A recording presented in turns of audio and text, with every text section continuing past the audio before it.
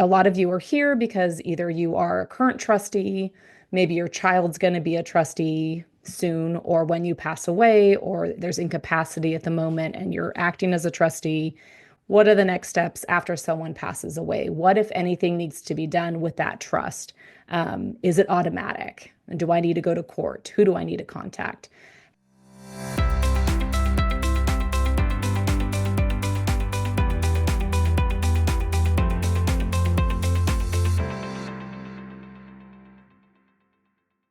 How do I avoid mistakes? We're going to talk about that. Who is in charge and how to figure out who is in charge. When can people get their inheritance? That's a really important one because, of course, we don't want to be passing out inheritance too soon because once you give it away, we can't get it back. And what if there are taxes? And what if there are expenses that we still need to pay? So, got to be really careful. We'll talk about that. Taxes are a big one. Lots of taxes out there. We've got property taxes, income taxes, estate taxes. So we'll make sure to cover those. And can this be done without hiring a lawyer? We're going to talk a little bit about that. Because of course, we as attorneys, we are what we call professional problem solvers. And sometimes things don't get to us until there's a problem to be solved. And sometimes really would have been beneficial to have us involved at the very beginning. So we're going to talk about what is an attorney's role after someone passes away in dissolving this trust. So my name is Tasha Jahn, and I am a managing partner here at Cunningham Legal. I've been practicing for a while now in this area of law. I did something a little bit unusual after becoming an attorney and going to law school. I went back to law school for an additional 3 years. So that LLM is actually a master's degree specifically in estate planning and taxation. So really like school here. Our firm was founded in 2005 by Jim Cunningham. We've got lots of locations throughout the state of California. We can assist anywhere in the state, and sometimes we do assist outside of our state when it comes to some assets that maybe are still sitting in California, but lots of offices across. I am located in Northern California in the Sacramento and Auburn office. Here's my team. It's an amazing team of attorneys here at Cunningham Legal. You see Jim there, our founder, and then Rochelle is the other partner here at this firm. And all of our attorneys here, this is all we do. We only do estate planning, trust administration, and then we do some business law that's associated with a lot of our planning. So we've got a business department, estate planning department, and then, of course, an entire department dedicated to nothing but working with trustees after a loved one passes away. I'm going to put this disclaimer up here because I am an attorney. I'm going to give you a lot of information here today, and I hope it's really helpful. But it is not particular to you and facts in your own trust and in your own life. And so you need to come in for an advisement. I am going to leave some time at the end for some answering of your questions. So go ahead as I'm going and put those questions into the webinar chat. I'm not going to touch on them till the end, but at least we can have them lined up. And I'm trying to hit a selection of those at the very end. So please do that as we go along. But please don't go out and just do something because I maybe talked about it here today. Always important for you to get legal advice because your specific facts are going to be different. And I might advise differently on your scenario. Okay, we're going to hop right into 5 fundamental steps in settling and dissolving a living trust. So I'm going to go over first what really are these 5 fundamental steps, but we're going to go into depth on these.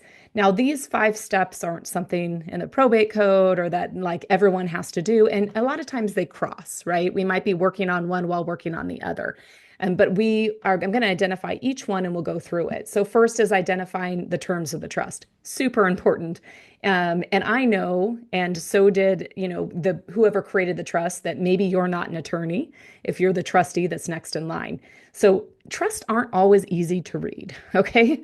The terms of the trust might be not very straightforward. Maybe there's a lot of legal words that don't make any sense to you. They're throwing out words like GST and marital deduction and a lot of things that maybe you're not quite sure what you're supposed to be doing with. So I would say this is a big part of why attorneys get involved, is just kind of identifying define the terms and the rules that you're obligated to follow within the trust itself. It also can be complicated, because there's an original trust, but there could be many amendments. I've seen as many as 20 amendments. And amendments don't replace the trust, right? We have to go and every amendment back to the beginning and try to figure out what really is the trust terms in here. Who are the beneficiaries? What has been changed? And are there ambiguities now, which is pretty common with amendments. Different from a restatement, and we'll talk about that. That's restating the entire trust, and we never have to look at the amendments. Very clean, and us attorneys love those. Much easier to administer.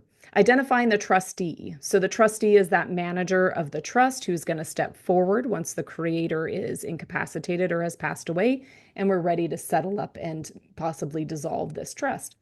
You'll see lots of different terms. When you see personal representative, that's actually a term the government's using. You're not going to see that typically as in the trust as a person that's managing it, but those are the kind of words to pay attention to. Talk to an attorney if someone's trying to identify who's in charge and they're asking you, well, who's a personal representative, right? That typically is you, the trustee. Okay, you are able to take action with the government in filings and some of those tax filings. Number 3, trustee takes control of the assets. Huge. Marshaling the assets, identifying them, making sure they're protected, right? Invested properly. All of these things with assets are going to be really important. And get control is a big one. And that's really where attorneys can step in and assist with you, especially when institutions are telling you, go talk to your attorney. That's very frustrating, I'm sure, when you walk into some of these banks. And then these administration rules, which I know that's not intuitive. What does it mean to administer a trust? That's pretty frustrating. And I'm sure that's not something you typically would Google, but that's what we call it as attorneys. We're administering the trust. So trust administration post-death. So lots of different rules, give notices, we're paying debts and taxes and expenses, and we'll go through some of that. And then lastly, distribution. And distribution can be a little messy too. So we're going to talk about that. So those are their 5 fundamental steps. All right, we're going to start with the basics. What is a living trust? I'm not going to spend very much time on this. If you're interested in learning about this, of course, we have many webinars that are posted on our website and on YouTube. And Ashley would be happy to pop any of those into our chat so that you can link if you want to know the fundamentals about a trust. So remember that the trust is like a bucket, okay? And during the lifetime of the creator, hopefully all the correct assets were placed into this trust and titled appropriately. And the trustee was probably the creator during their lifetime. Occasionally with a irrevocable trust, okay, there would be a different trustee involved than the creator. Someone different got appointed. But essentially, that bucket that's being carried around and then has those assets in there are controlled by that trustee. They are the manager of that trust. And when one trustee stops being a trustee, the bucket's going to get passed to the next person, right? And that person's now going to oversee those assets. They're going to make sure it's in accordance with the trust terms, the probate code, any case law, anything else that's out there that's requiring them to take action. The benefits of that trust is, well, a big one is avoiding probate. We all know that, but it's privacy. This is a private document. We are avoiding probate. Probate in California is very expensive, takes a very long time. It's taking around 2 to 3 years right now for us to close out our probates in California. And some minimization of taxes, of course. If there's a delay in distribution, which there always is because it takes so long to go through probate court, there's definitely some taxes that, elections and things that could have been done, and we want to minimize that. So probate's bad. Let's all agree. We all know we don't want to go through probate. The living trust is doing a great job during the lifetime of the creator of protecting them during incapacity, but then also at death, right? Making sure that we avoid going into the court. Doesn't always happen with a trust. Sometimes we still end up in court, but it is the purpose of the trust, okay? Other benefits include, of course, you're saying where things go and how, and you're choosing the people that get to step forward and manage it for you. It's wonderful. You are putting all the details in about the people you trust and how you want it to be handled when you're gone. Get elements of actually asset protection. Okay, there's great elements you can put into a trust as a drafter that's going to protect that next generation or your beneficiaries. from creditors, predators, divorce. Okay, so those inheritance protection trusts that we talk about in some of our webinars can be very important. So living trust, better than probate. Remember, a will does not avoid probate. You got to have a trust. So super important. One of the elements within a trust, of course, is who is that successor trustee? So that is the person that the creator named that they really trust to manage and administer the trust. There's that word again. Again, administer is you're literally acting as a manager. You're going through collection and control and all the fiduciary duties that are you're obligated to do with managing those assets and protecting them. It's got to be a human being with a heartbeat, right? Someone actually is doing this job. They're going into the banks. They're making sure they're on title. Um, they're carrying out all the terms of the trust. I do get a lot of questions about these trustees. I think it's just at creation. My clients get very worried about name on the title of things. Okay. Does that mean it's theirs and they get full control over it and, they basically can take it for themselves? That is not what a trustee is. A trustee is a manager. Their own creditors can't come after, right, your assets in that trust. They're just managing it. So even though at some point that successor trustee's name is going to be on title to your house and on your bank accounts, it doesn't mean it's theirs. They're in a manager position. They can control the asset, but they have to do exactly what the trust says. So try to have no fear around that and an attack on the trust due to a trustee own liability outside of this. So again, it has to be a person. It doesn't have to be a family member, doesn't have to be a friend. There are professional trustees out there that you can go ahead and step in. There's trust companies where that's all they do. We work with one premier trust company. Again, there's many out there that can step into that role if you did not have a trustee that can do this for you. So their responsibilities include following those trust terms as written, marshaling, managing the trust assets, following all the statutes and laws and probate code doctrine, anything that's out there that the courts are saying you need to follow this and we are going to enforce it. So they're communicating with the beneficiaries and others. And if there's ambiguities and if there's issues, right, they're going to have to take this to court and maybe settle out some of those ambiguities. So it is a huge responsibility. I'm not going to make this light for you trustees out there as you're stepping into this role. A lot of liability placed on you going forward in managing these assets and following exactly the terms. Okay, so don't benefit yourself over others, right? There's all kinds of conflicts involved when you are also a beneficiary of the trust. When we're looking at a trustee, here's a little tip, okay? Trustees versus beneficiaries, what's really the difference? Trustees have duties, right? Under all the probate code, all these things they have to do, fiduciary duties, and beneficiaries have rights. Which position would you like to be in? Which is better? Well, trustees do a lot of stuff, a lot of hard work, while the beneficiaries sit back and really do nothing but complain and maybe pressure. Trustees can't really be mean or disrespectful to the beneficiaries, right? They've got to be able to monitor, collaborate, be able to communicate with these beneficiaries, and beneficiaries can be as awful as they want to be because they've got rights and they're enforcing them. So these are two very different roles when we're looking at a trust. And remember, these roles always exist. There's always a creator, there's always a manager, and there's always a beneficiary. Keep in mind that those troublesome beneficiaries, in most of everyone's trust, they have something called a no contest clause. It's a way of dissuading a beneficiary from contesting your terms that you put into the trust. Now, if a beneficiary wants to file a court action because a trustee maybe is breaching the duties or not doing what they're supposed to or benefiting themselves over the beneficiary, that's not a contest. That's not a challenge to the trust, right? It might be they fully accepted the trust terms. That's not it. They're challenging the trustee and they have every right to do that because beneficiaries have rights and trustees have duties. So keep that in mind, for the next generation, the next trustee stepping in there. You want to make sure that they understand this is a big role. They have a lot to do. All right, let's jump into the 5 steps in dissolving a living trust after death. Now, I'm saying dissolving while we're talking here today. That's not technically the correct word to use, but when you guys are searching online, what our feedback is telling us is that's what you're actually searching when you go to Google or something is how do I get rid of this trust? How do I dissolve it? Most of the time, that's not what's happening. The trust isn't necessarily getting dissolved and going away. A lot of times it's actually continuing on. But that is what you're searching. You're not searching trust administration because that's weird and nobody knows what that is. So I'm using the word dissolving because I think that's what the public generally thinks about when someone dies is like, what do we do now? We've got this trust and how do we get rid of it and what are the next steps? So step one, identifying the terms of a living trust. And like I said, this can be a little bit difficult. Trusts, I've seen thousands of different trusts drafted. Some are 6 pages, some are 100 pages.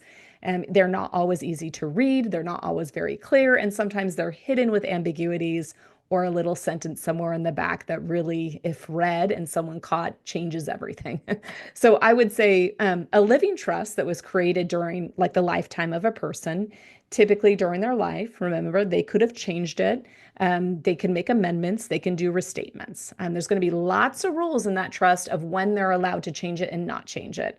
So unfortunately, it's also your job to determine if they made amendments, were they valid? Do they have the right to do that? Is this really a document I should be looking at in the trust administration? Or should we be dismissing it? Or do we need to go to court and clarify what documents are really the correct documents? I can tell you I've seen this 100 different ways.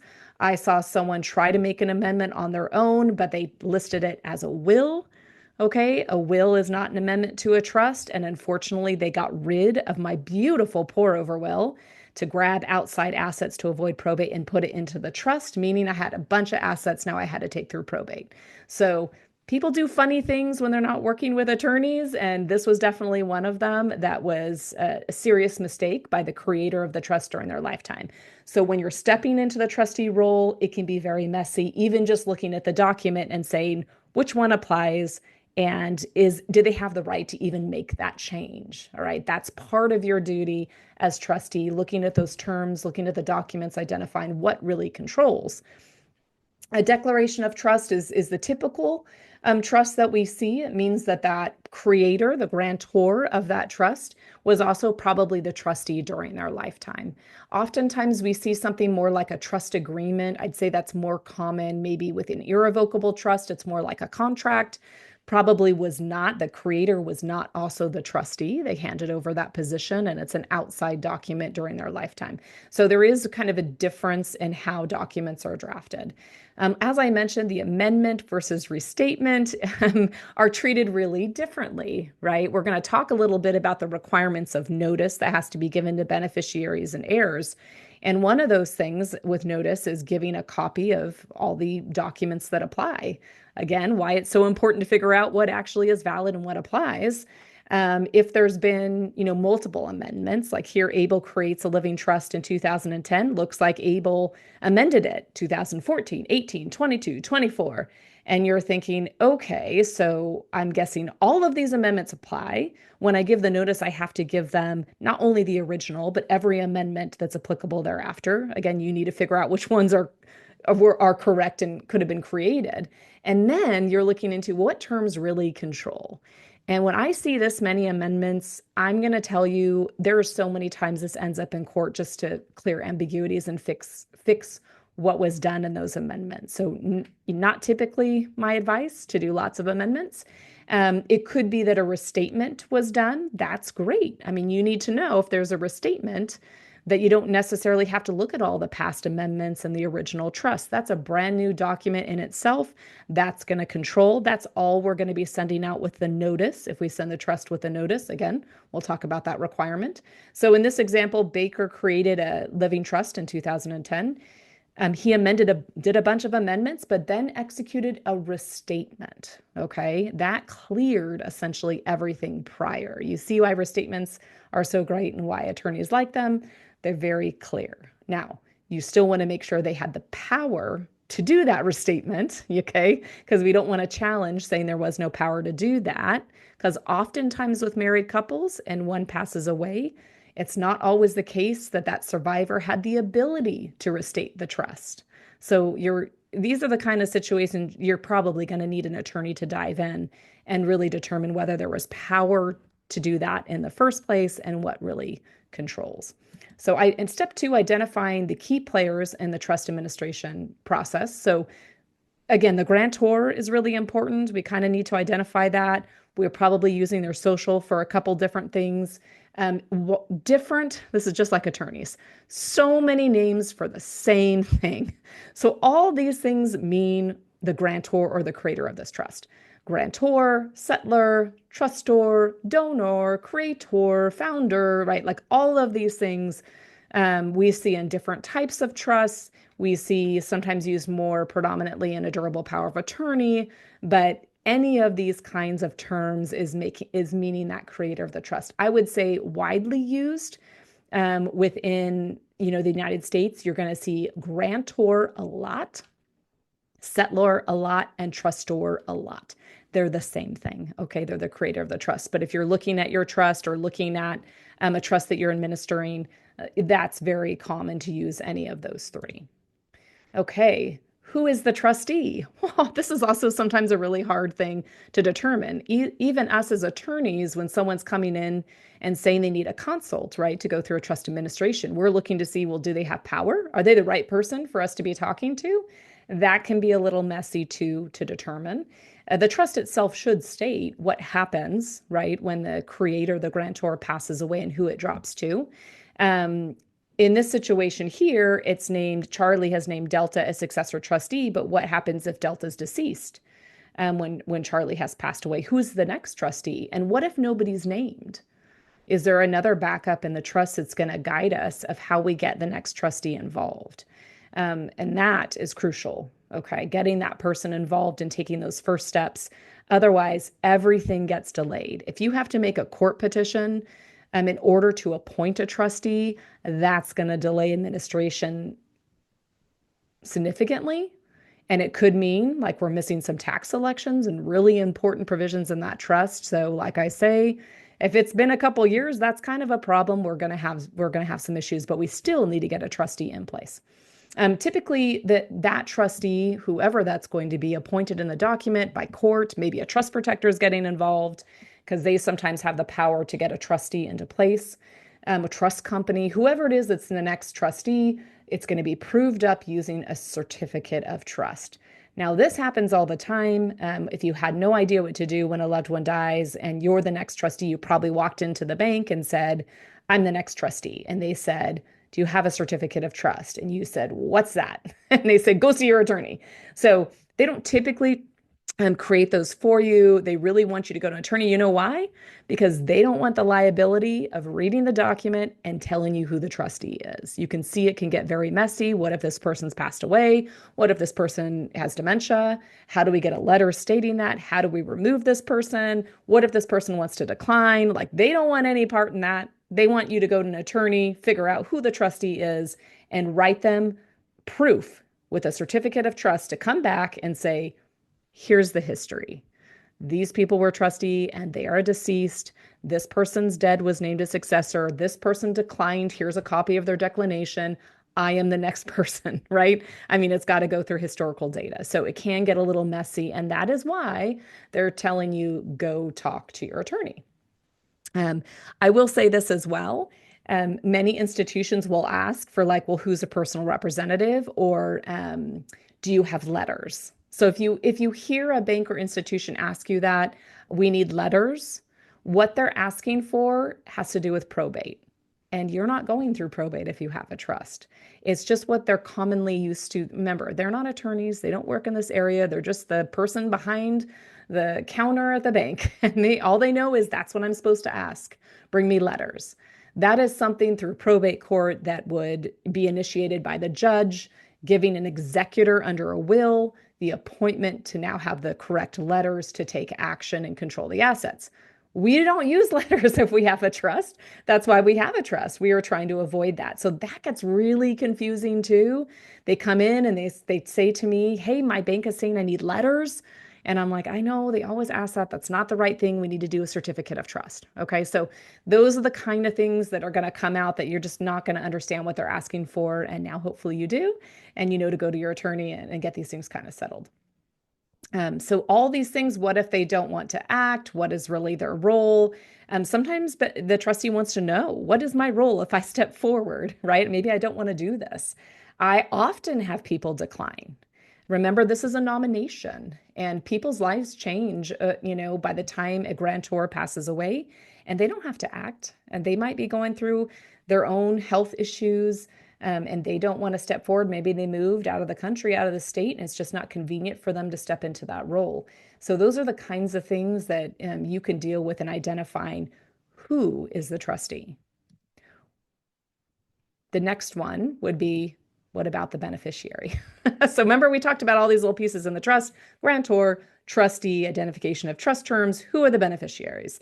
So of course you can read in the document, and that person might just be named. It might just be like, hey, Sarah is 100% beneficiary of this trust. We know who Sarah is. That is very easy. It might be a charity, it might be an organization.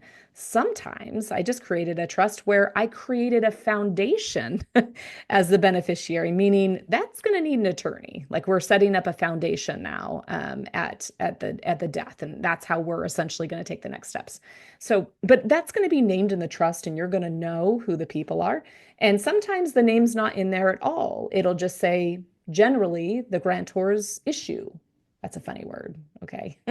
Or descendants, all right? So these words are defined in the probate code, and they show a lineage of like how that works and how it goes down. When we're talking about issue and descendants, we're looking down a generational line to their children, okay? And then down to grandkids and great grandkids. But it's not always what we think it is. Descendants or issue could also be a child that they held out to be their own.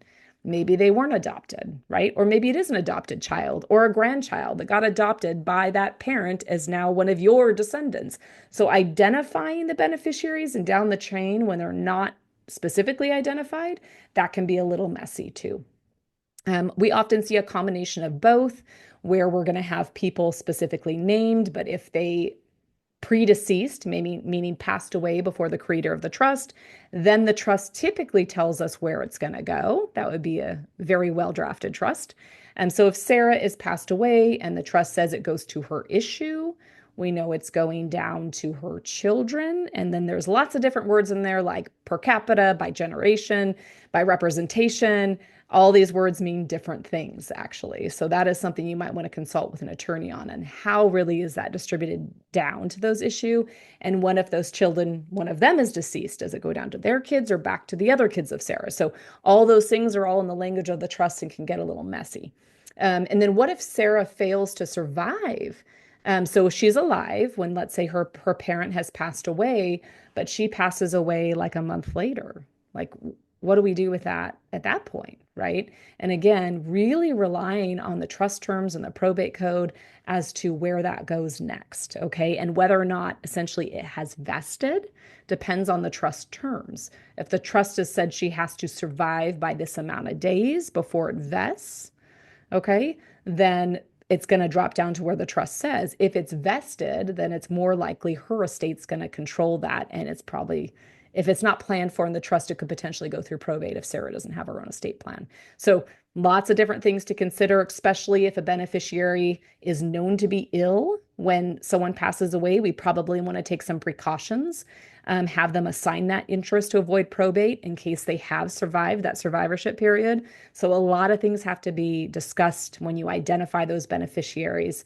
And hopefully the trustee knows who these people are, right? Knows who the descendants are of the grantor and how to contact them. Because I've had times where there's beneficiaries out of the country that were being sponsored during the lifetime of the grantor, and they're very hard to locate. Or it's a family member that is now homeless and everyone knows lives under this bridge, but I can't find them. What does that mean? How long do I hold on to that beneficiary share? Does it go to the state? Like, what are my obligations and how do I give them notice? All these things just get a little bit messy when it comes to beneficiaries. So, again, can seems really clean, seems really clear, and then often is not very clear. So keep that in mind.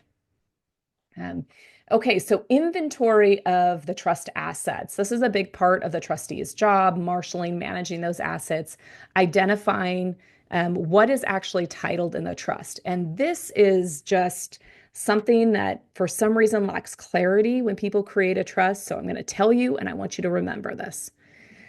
You created a trust.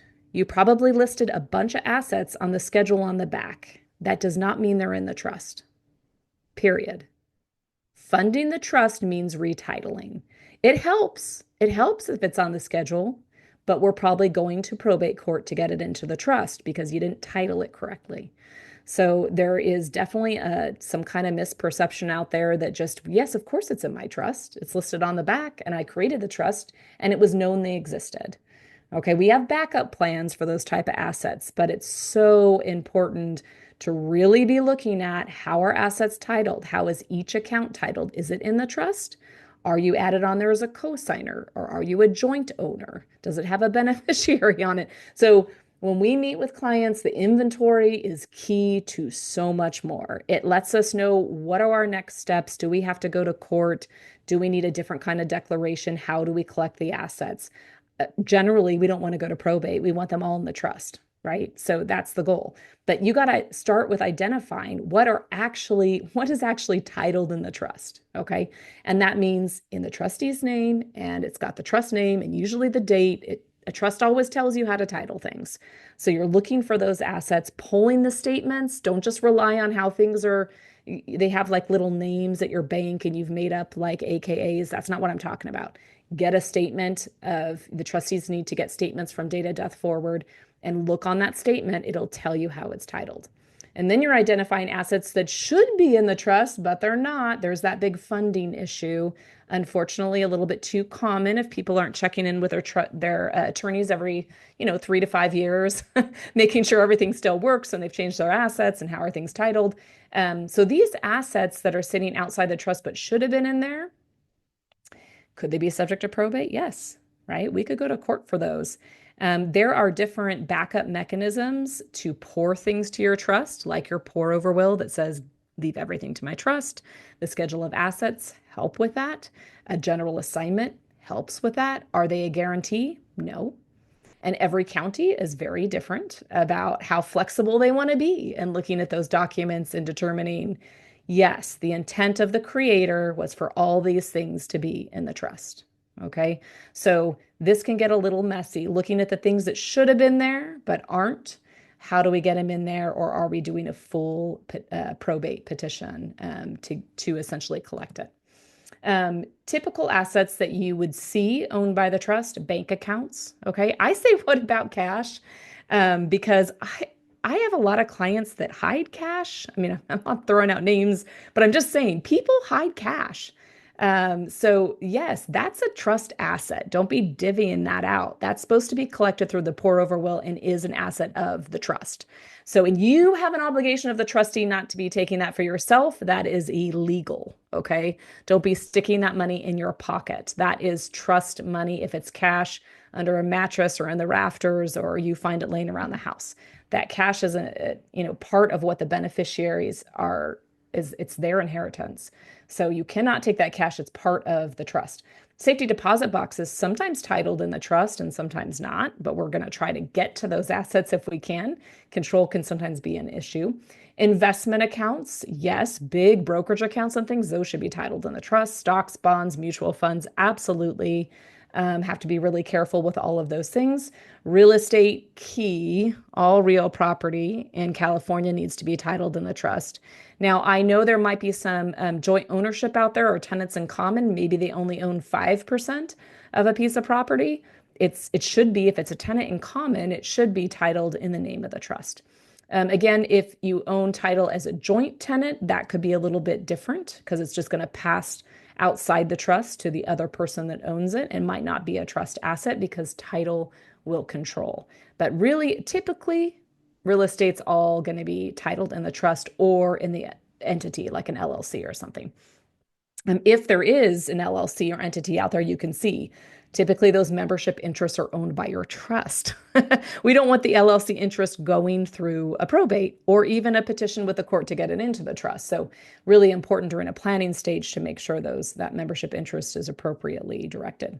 Partnership interest, S corp stock, got to be a little bit careful with, and trusts need very specific, really specific direction to be able to control S corporation stock. So don't want to lose the S election. If you have S corp stock, make sure your trust has the right language in it to control it. And then, of course, as a trustee, you'll want to come in and probably talk with an attorney to make sure that language is in the trust, because that's going to be a problem, controlling it and not forfeiting that S election. Personal property gets swept into the trust with usually a general assignment. Again, not difficult for us to allocate. We do, of course, put a value on personal property items at death, especially those ones that need appraisals and are of high value. Automobiles, California's kind of made a turn on this one. We don't typically title those in the trust. They've made it fairly easy for us to transfer by affidavit using DMV forms after 40 days of death. So we're going to have a time period, of course, where you're going to find some things will be frozen, not the trust accounts. That's the benefit of the trust. But if they're bank accounts, that had a co-signer on there, they're going to be frozen for 40 days, and you're not going to be able to get into those. So I always say, some advice to you all planning, when you're picking your trustees, pick someone with money. And I'm not joking, because oftentimes they're going to have to lend money and pay for things before they have access to things. If there's accounts that are frozen or they can't get on title or there's a delay because they don't have a tax ID number, all of those things, I would say trustees often are very responsible that people are choosing, but they also have significant assets themselves, or at least have some money to cover the cost until they're reimbursed. That's really important, because if you do need an attorney, how are they going to pay them if they can't get to the assets? They're going to have to advance the money and get repaid once they get control. So be careful on who you're choosing as trustee and make sure they have money. All right. Identifying assets that are not in the trust. These typically do go out through a beneficiary designation form. They were not owned by the trust during someone's lifetime. So IRAs, 401ks, any retirement plans, annuity, life insurance, even there's things out there, trusts, like we said, there's accounts out there that might have beneficiaries named on there. Those are not assets of the trust. They're going to go to those beneficiaries by designation, and they do avoid probate. Do you still need to know about them? Yes. Do you need to know the values? Yes. We're going to need all of that information potentially for an estate tax return, and to really look at the size of the estate, because all of those things are includable in the estate for estate tax purposes. So we need to get all of that information, and so do you as trustee. But they might not be coming into the trust. Now, maybe they are. I can say life insurance, sometimes it does name the trust as a beneficiary. And that means that you, as the trustee, are going to have to collect that policy as the trustee with a certificate of trust. You can see how important that document is. There's going to be a few things that they're going to ask the entire copy of the trust to locate, especially if it has to do with insurance or something else, because they have to make sure you have the powers. But for the most part, that certificate of trust is going to get you pretty far in collection and control.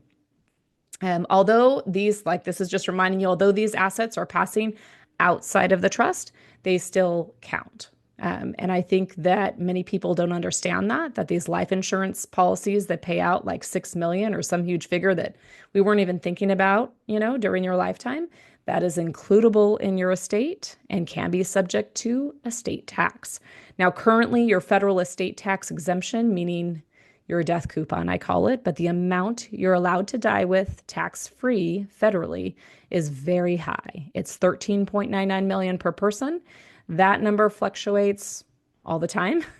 It is scheduled to be cut in half at the end of this year unless Congress takes action, which I think the assumption is they will, but we'll wait and see.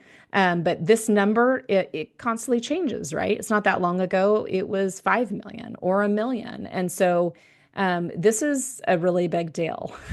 And this is also why it can be really beneficial to talk to an attorney, depending on what the tax laws are and whether or not an estate tax is going to be owed. Because whatever is over that death coupon or exemption amount, you'll be paying 40% to, right? And there is proposed 50% coming up here pretty soon. So large estate tax. State death tax can exist, state death and inheritance tax.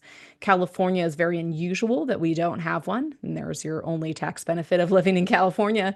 But lots of states around us do. And so, again, they might have property in a state, and I know this sounds crazy, even though they don't live there, they might have to pay that state's death tax. Okay, so is that something you would know as a trustee? And I think that's where you get into that question of when do you need an attorney? Okay, you got to rely on your professionals. Usually it's going to be your CPAs.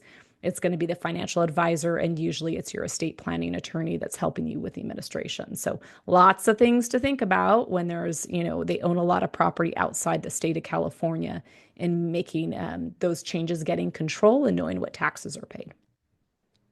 Inventory of the trust assets, like I talked about, super important to get a clean inventory. We're doing that for several purposes. One, yes, to establish whether or not there's estate taxes that are going to be owed, but also they typically do get an adjusted cost basis at death. And that is a huge advantage to avoid gain if they're going to be sold. So cost basis, right? If we give a very simple example down here, Abel paid $100,000 for his home. Okay. When he dies, it was worth $1 million. Now, if he would have sold that home before he died, there would be a significant amount of capital gains taxes from $100,000 to $1 million, right? Now, if you wait till Abel passes away and it gets what's called a step up to that date of death value of $1 million, and Julia maybe inherits the home, she can now sell that home and it wipes away the gain. All right. It's that what she sells it for is what it's valued at, and there's not going to be any capital gains. And I throw this out there because people make a lot of investment choices during an incapacity of a creator of a trust, including selling things, stock, homes, and they're missing out on that step up. So you probably should be consulting with an attorney on what really is the right plan during incapacity, because that is always the first time a trustee gets involved. And it's very important to be choosing the right things, so later on you don't get sued by a beneficiary saying, why did you do that? How much money did you lose and gain? Was there something else you could have been doing? So just huge amount of responsibility on that trustee and liability, because your decisions, make a big difference in what people are inheriting later. So that step up applies to that real property. It applies to all your investment accounts and stock. That Apple stock you purchased way back when at death gets a nice big step up and can be sold, right? Or it passes on to the next beneficiaries with that step up in basis. And at least it's a benefit for them going forward when they sell. So really important to, we get appraisals, we call the investment companies, we make sure they reflect on their records the step up on stock, and we're making kind of really large decisions on selling or not selling. Interesting too with entities, something you really need to work closely with your CPAs on for partnership interest. There could be a partial step up for that ownership interest within like an LLC if it's a partnership. Don't want to miss that election, okay, because that's an election. It's not automatic. You have to make that election on a return. So all of these things with specific assets are just really important to be considering. How do you get control? Again, we talked about that certificate of trust. That's something that needs to be created. Within that certificate of trust is the new tax ID. So when somebody passes away, you can't use their Social Security anymore. That one goes away, right? That's reported. That person's deceased. And typically and I recommend you as trustees send out a lot of notices to agencies, making sure that they know that Social Security is no longer in use and cannot be used to get loans, right? You're talking about fraud out there. So got to be really careful. You need to apply for a tax identification number for the trust. This is a time period the trust gets a tax ID. It could be you have a trust that already had a tax ID. Again, irrevocable trust might have had a tax ID during the grantor's life, but maybe it didn't. There's some irrevocable trusts called Grantor's trusts. When they were alive, it was all being taxed to them as the grantor on their own tax returns and under their social. But as soon as they die, can't happen anymore. Has to be taxed to the trust under a tax ID. So even for an irrevocable trust, it could be you need to get a tax ID. Okay. Be very cautious in filling out this SS4. I don't like it when clients do it themselves. Um, I 100% of the time see them make mistakes. It looks like an easy form. It looks like it's easy to fill out, and they get it wrong every time. And they end up getting a huge tax notice from the IRS saying you owe back taxes back to 1992. And I'll tell you why, just so you all know.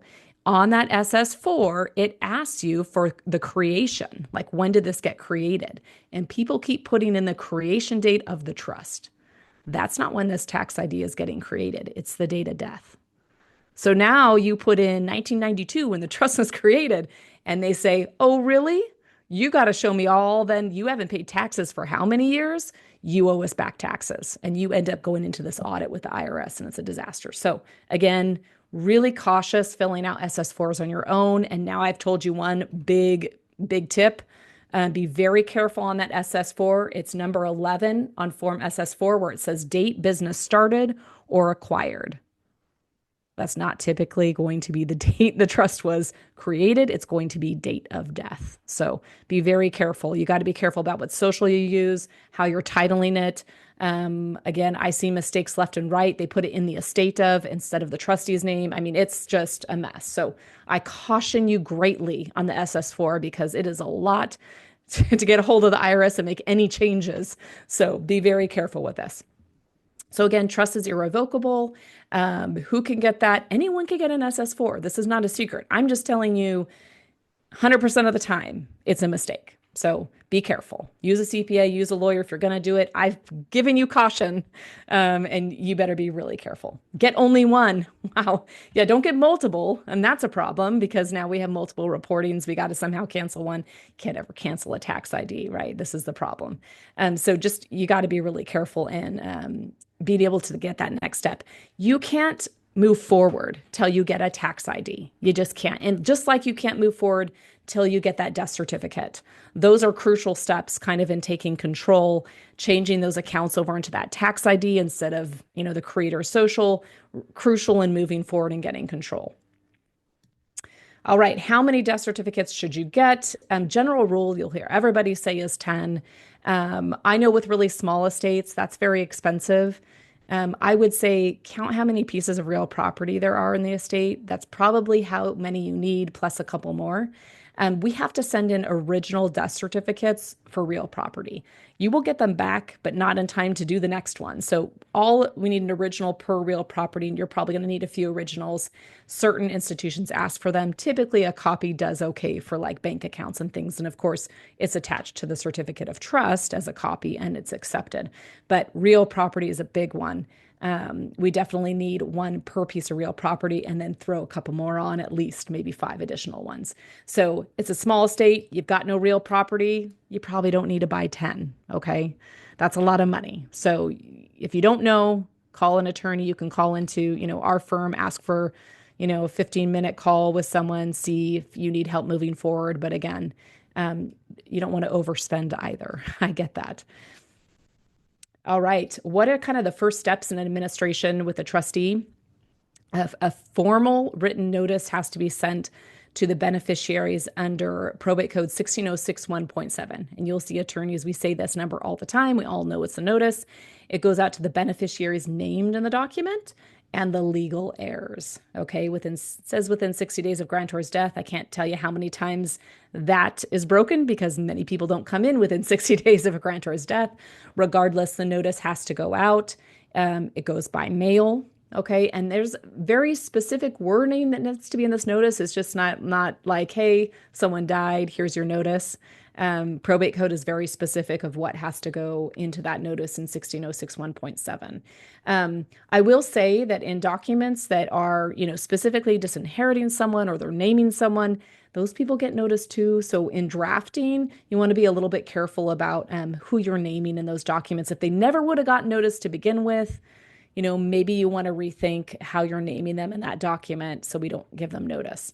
Now, when we give notice, we send a copy of this very structured notice document, and we'll go through that a little bit. And you have an option. Do you include the trust or not include the trust?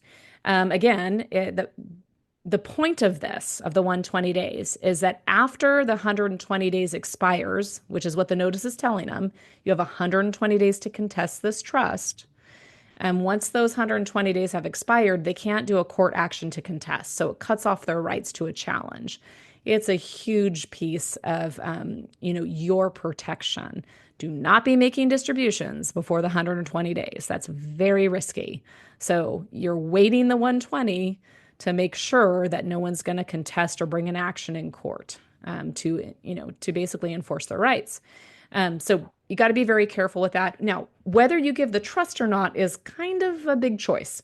If you give the trust, the 120-day rule applies, but then they've seen the trust, which they're entitled to see and they can always ask for, right? If you don't send the trust, they're entitled to ask for it. And let's say they ask for it on day 119. Okay, so it was just about to expire. Then the contest period is going to extend another 60 days, meaning you can't distribute for another 60 days because they can now contest for an additional 60 days. So you got to really think about whether it's a good idea to give them the trust and let the 120 lapse, or are they not going to ask for it? Because again, it's somebody that's not even included, and maybe I don't want them to know all the details. These are huge decisions to be making at the time of notice.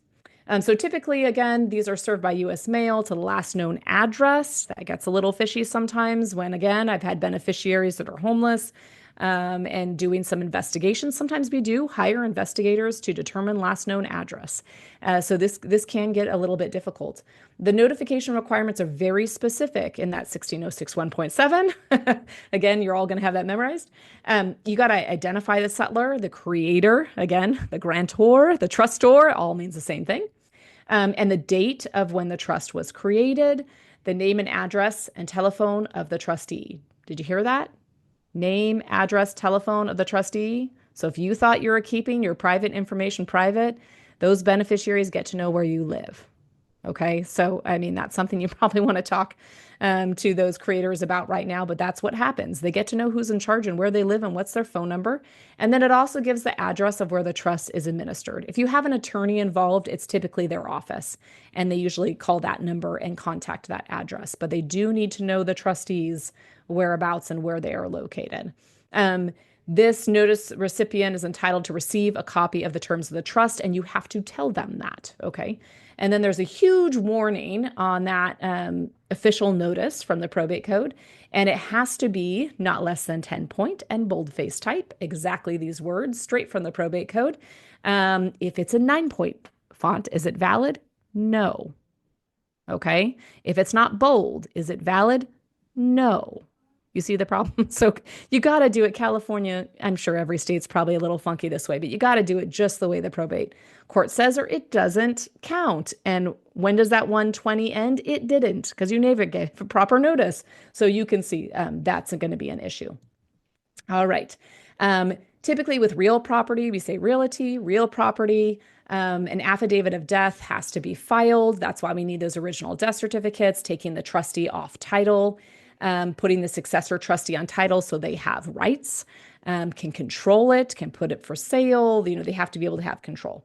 So if you're filing, again, this is all public information. It gets filed, but we typically redact the Social Security number. So I'm going to start going quicker because I am not even halfway through my slides. So I'm going to talk fast. You guys keep posting questions. Okay. So the death, there's also a document called a change in ownership. So you have to report that a property owner has died. So not only is there a change of trustee document letting them know, hey, this is the person in charge, change the title, right, to this trustee so they have power. You also have to let them know that a property owner has died. The property will be immediately reassessed unless there's an exception, okay? So it's from date of death, immediately reassessed. So you trustees out there should be expecting a supplemental reassessment unless some exemption is going to be claimed, identified, reserved, okay? One of those is Prop 19, might apply, might not apply, but you should expect on investment property, which now with Prop 19 is going to get fully reassessed, you're letting them know someone has died, you should expect a supplemental tax, which is why you don't distribute the property, okay? Who knows how much that's going to be? So don't be distributing property out and cash out to any beneficiaries until all these taxes and things come about. We know how much we're paying. So again, notice of change of ownership of death of that real property owner within 60 days. Okay, LLCs, partnerships, corporations, the title's not changing if real property is owned in an LLC. So typically there's not something we have to file with the recorder's office. However, there's an obligation to file a BOE 100 with the Board of Equalization if there's been a change of control and ownership. A lot of times there is a change of control and ownership. All right. So that flip over the 50%, which causes full reassessment. So this is how the Board of Equalization knows that there has been someone that's passed away and a change in control. So again, that might need to be analyzed by an attorney if you're not sure whether it has to be filed, but I can tell you that many people fail to do this for generations and generations, and the back taxes and penalties are enormous. When it's been 20 years and no one filed a BOE back in, 2000, that is a hard break, breaking that kind of news to people out there that are administering a trust. Okay, so debts is unlike probate. We're not giving notice to creditors. We're going to deal with those creditors. We're going to make sure we know what the debts and bills are and taxes of the grantor and make sure they're paid. And in determining that, you might need to talk to an attorney. Expenses are the same way. It's not your trustee out of their pocket paying expenses unless it's the beginning, like I said, and we don't have control over anything. But your trust itself is going to pay for those expenses. So in the meantime, until we distribute, expenses are going to be paid by the trust. It's possible they are allocated to a specific beneficiary, okay, and some are not. So if someone's getting a specific gift of a piece of property and during the administration, we've been paying all the property taxes and all those things on it, and we've been getting income in, depending on what the trust says, that could be a portion to that person, okay, including the income during that time period and including like the property tax and things we've been paying on it. Pecuniary gifts, money, cash, right? $100,000 to my niece. You've got to pay that within a year. Otherwise, interest starts accruing. So that's a big one to look out for and make sure you're abiding by your duties. Okay, final taxes. You've got lots of obligations with taxes. You've got to file their last return 1040. You will also file a 1041 for the trust, okay, for that income generated. A lot of times income in a trust is going to be passed out to the beneficiaries. We don't want to pay it at the trust rates. They're fairly high. You still need to file a 1041. You're going to assess whether an estate tax return is due. Again, that death tax we talked about. Boy, there's a lot of elections and decisions to be made, specifically at first death regarding this. So this is a big one. You might want to be talking to your estate planning attorney and using an attorney to determine if this is going to be necessary. You're going to determine if any state or local filings are going to be required. The records have to be very diligently taken care of by that trustee, provided to beneficiaries. They're required to do accountings. Probably going to use either, again, an attorney's firm or a CPA to do those accountings, showing every receipt, every expense, and making sure that the distribution is fair. I typically on distribution always do what's called a distribution agreement. I'm in favor of these because it means we're all agreeing to everything this trustee did, including whatever it might be. They're taking cash, they're taking stock, if it's non-pro rata is allowed, right? They have to follow the trust instructions. Was it an outright? Do we need to set up a subtrust? Again, means it's not really dissolved because now we have to set up a subtrust within the trust. But we need to follow the directions on the trust, and that trust distribution agreement's really going to describe everything that happened in the administration. What were the debts of the estate? Have we paid the taxes? What's the holdback? We're going to always hold back something as trustee because we don't want to have to chase a beneficiary to get paid back. And so even if we make a distribution after 120 days, I guarantee you that trustee is going to have something on reserve because expenses pop up and you want to be ready to pay those. I'm going to move as fast as possible. Okay, so should you have a savvy lawyer help you with settling up this trust? I'd say the number one reason why a lot of trustees end up getting a lawyer is because they're 100% personally liable for everything that goes wrong. That sounds pretty big, right? That's right. They've got a lot of fiduciary duties and they have to understand them. They have to be impartial. They have to be keeping, really good inventory you saw, trust accountings. So I would say they want to be protected. The trust pays for their protection, right? The trust will pay for an attorney's fees. And that's often why trustees are very careful and they are going to lawyers to make sure that they have a savvy expert helping them through that and they're not trying to do it on their own. So without professional help, you can see it's easily to improperly account for assets, getting things like date of death values wrong. Did you get the step up? I am not a CPA. I do work on a lot of tax returns for estate tax returns. I'm very familiar with tax returns. So oftentimes my clients will throw the 1041 for me. I have never not caught an error in a 1041. Okay. So I'm just throwing that out there. Having another attorney involved and eyes on some of these taxes, I many times find sometimes the CPA didn't account for the step up, didn't know there was a step up in basis at first death, right? All these things, or didn't know that on the first 706, we made a Q-tip election that gave a step up. So again, all big words, I'm just saying it all has to do with taxes. And that's where you want to probably get an attorney to get involved because the potential of errors is enormous and personal responsibility for that trustee. So, the goal is for us lawyers, again, we're problem solvers, professional problem solvers, but our job is to protect the trustee from the start. From the very beginning is always the best. To say that sometimes trustees show up here after they've been going around for a couple of years and they get into some legal trouble, that happens too.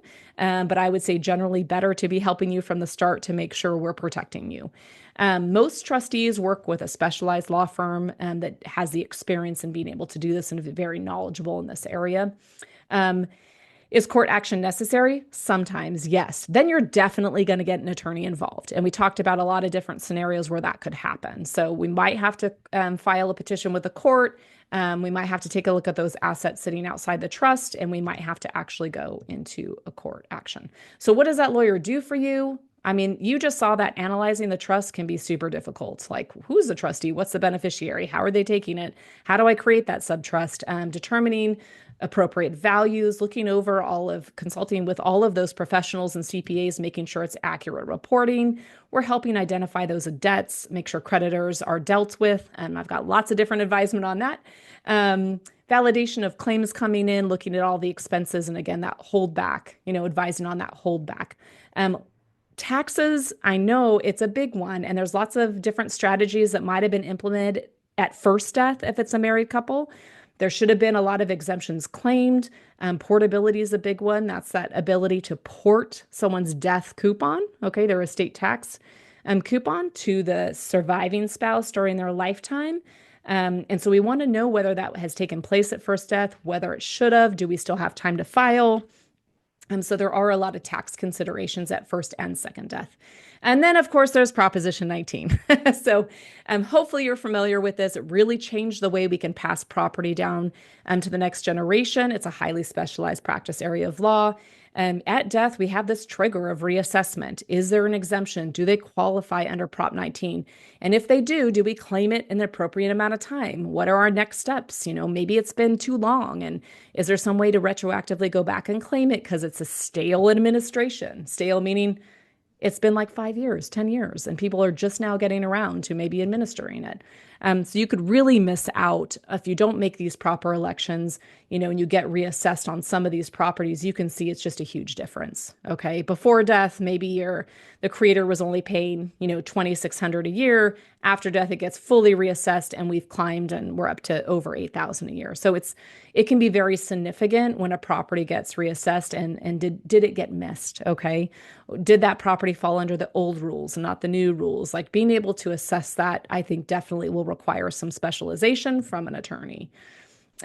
Distribution, like I talked about, boy, that can be messy. Who's choosing what? What are the values? What if that person, stayed there and was contributing? Did we delegate something to them? Were they helping out? We're interpreting the trust terms. We're providing those beneficiaries with appropriate notices. Again, that distribution agreement for me is key. Laying it all out there, everything that was spent, how we managed and how it's being distributed, and then the holdback. So managing disputes is a big part of what we do because those beneficiaries often have their own attorneys. So I talk with them on a daily basis because they need to be well, kept informed and make sure that the administration is fair, because that is the job of the trustee, to be impartial and make sure they're doing everything fairly. Creation of subtrusts is a something that can happen within a trust. So again, not necessarily dissolved. It's going to continue forward. And so we do assist with setting up that next trust, getting its tax ID, getting the right trustee involved with that subtrust, and taking that forward. I'm going to skip through some of these examples. The attorney helps with all the necessary documentation and really make sure that you have the savvy attorney that understands and protects you as trustee. That's kind of the goal. And I think everyone's biggest worry when they start a trust administration. Really briefly, and then we'll go into some questions. Really briefly, what about an irrevocable trust? So an irrevocable trust was typically created during a person's lifetime. So that grantor, trustor, settlor created an irrevocable trust. Lots of different reasons why we do this. Sometimes it's estate tax planning. Sometimes it's for life insurance policies. There's all kinds of reasons why we create several different kinds of irrevocable trusts. And like I said, sometimes it already had a tax ID and sometimes it needs one because now it's no longer a grantor trust under their social. So all of the same steps that you saw before should have been what the trustee was doing during their lifetime. Because if it's an irrevocable trust, there was already a trustee that should have been doing everything I just described, keeping accountings, giving those accountings on an annual basis to those beneficiaries, having control of the assets, properly marshaling them, making sure they have an investment plan. That's a huge one for trustees. So if the market crashes, they've got something in their back pocket that says, no, I have an investment plan, and that's going to protect them. So lots of things need to be done by that trustee, and they probably were already acting during the lifetime of the creator. What if you want to get rid of this irrevocable trust? And I actually mean termination dissolution. So maybe this was created like in the 1960s and, it's been distributing out to people and everybody wants to get rid of it and just own the property themselves. You got to go to an attorney for this kind of thing. I really caution you on tax consequences associated with termination of an irrevocable trust. There are lots of different kinds of taxes like we talked about. And one of the big ones is called a GST tax, a generation skipping transfer tax. And although it might have had protection during the lifetime of a grantor, upon dissolution, it could kick out a huge tax at 40% of GST tax because there's a lot of very specific rules on dates on the GST tax and when the property was placed into the irrevocable trust. And upon a termination and distribution of an irrevocable trust, that tax gets hit, to a skip generation. So let's say to a grandchild, right? So got to be really, really cautious on the tax consequences because it depends on when was it created, and how does that, line up with when all these tax laws came into effect? Because GST started in 1976. If the irrevocable trust was funded before 1985, essentially there's grandfathered in, no GST tax. If it was funded or created after 1985, we've got a problem. All right, now we get a little worried about GST tax. So tax consequences is a big one with irrevocable trusts.